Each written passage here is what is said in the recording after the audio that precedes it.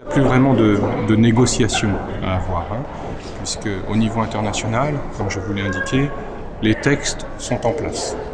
Il y a eu une résolution de l'Assemblée générale des Nations unies, il y a eu des résolutions du Conseil des droits de l'homme, il y a une résolution de l'Assemblée mondiale de la santé qui décline la question de l'eau et de la santé. Donc au niveau international, il n'y a pas vraiment de blocage sur l'adoption de textes. En revanche, il reste une controverse sur la mise en œuvre de ces différents textes. La controverse, ce n'est pas ça qui bloque en particulier, mais c'est l'interprétation qu'ont certains États de ce qui a été agréé ou pas agréé.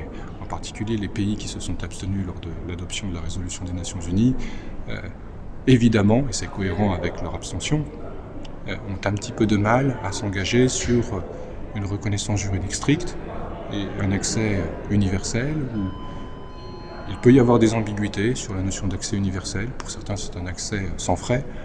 Pour d'autres, c'est un accès à un coût acceptable. Donc vous voyez bien que la différence est quand même assez importante entre ces deux notions. La discussion est toujours possible, en particulier dans le cadre d'exercices comme le Forum mondial de l'eau. On aura bien dans la déclaration ministérielle que nous sommes en train de négocier un texte qui recevra l'accord des uns et des autres. Donc la difficulté, c'est de trouver le texte qui convienne aux uns et aux autres. Mais en tout cas, il y a la place pour la négociation, il y a la place pour le consensus.